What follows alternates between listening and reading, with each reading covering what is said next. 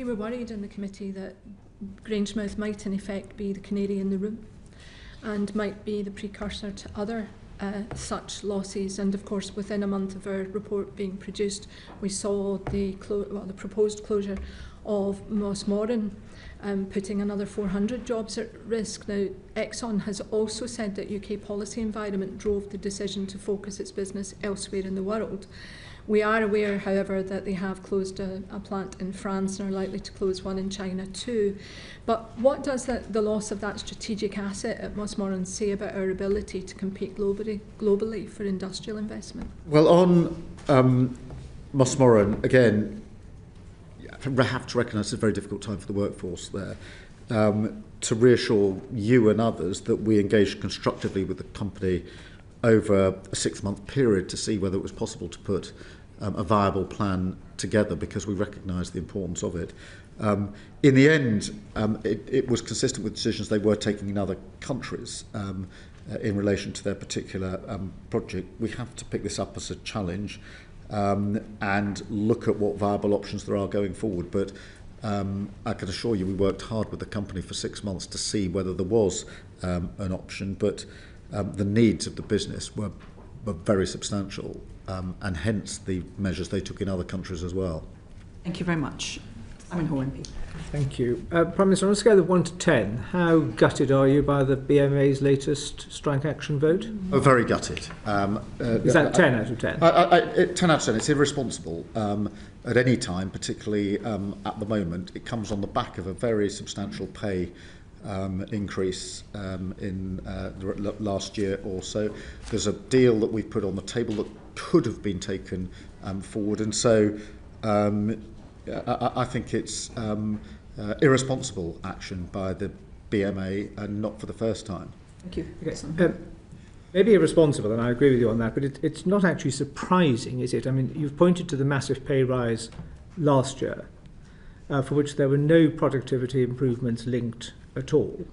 The BMA could be accused, but with some justification, of thinking they've got the government over a barrel, and you will eventually cough and sign the cheque if they shout enough.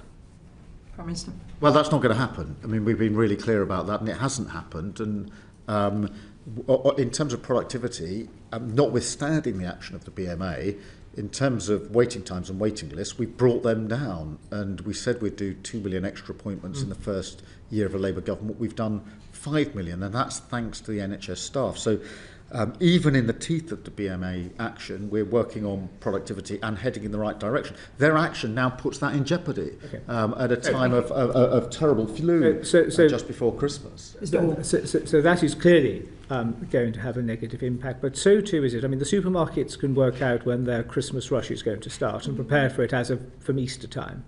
There appears to have been precious little winter preparedness in NHS England this year, and when you overlay the unforeseen challenges now presented by strike action, elective surgery is being postponed or cancelled. Hospital admissions are at a record high for this time of the year, and that's before we get to the seasonal winter peak. Why was the government so underprepared for this annual thing called the winter crisis, which, because it happens every year, can no longer surely be described as a crisis? Well, I don't accept that we were. I mean, the preparation... Every other medical opinion says that is the case, Prime Minister. Well, just hear me out. We started the preparations earlier. We've taken decisive action. 17 million patients have been vaccinated. That's more than this time last year, including 60,000 frontline NHS staff, more than this time last year. So, the waiting times and waiting lists are still coming down, and we're improving on ambulance times. Bit by bit, I accept it's not completely moved enough in the right direction yet. I've been through the flu figures with Chris Whitty in terms of the strain and the ability that a government has to try to deal with that. And as we all know from previous years, predicting what strain of flu and what time it's going to hit is extremely difficult to do. And I don't think anybody would say that can be attributed to the government. I think by putting a plan in place early, we've been able to take decisive action. More vaccinations. I want more still, by the way. I want the number to go up next year, but more have been vaccinated this year than last year. Mr. Hall. So you have now said on the record via this committee to the BMA there is no additional money on the table other than that which was being tabled over the last few days. We've recognised that their strike action is irresponsible and it is going to put an ever greater pressure on an already pressurised system because of the winter peaks in both COVID and flu. What do you expect the BMA's move next to be? I want them to reflect on what they're doing. I think they're losing the support of the public. I also think they're losing the support of their colleagues in the NHS.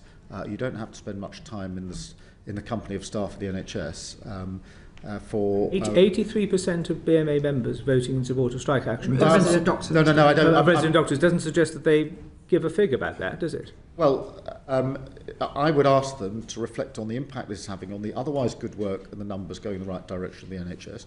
The fact this is the week before Christmas with a flu problem that is very extreme, and I think they're losing the sympathy. I think they've lost the sympathy of the public, frankly, and I think they've lost the sympathy of their colleagues, their non-doctor colleagues in the health service who are getting on with their jobs, many of them on a much lesser rate of pay increase than the BMA, than the doctors got. And I'd appeal to the doctors themselves to push back against the BMA in relation to this. They are losing ground in terms of the sympathy they might otherwise have had for the difficult job that they do. Thank you very much, Prime Minister. Ruth Cadbury MP. Thank you. Welcome, Prime Minister. In 18 months, your government has announced many initiatives, quite separate ones. What have you found most difficult in delivering the plan for change? In terms of transport or No. speed and ability to get things done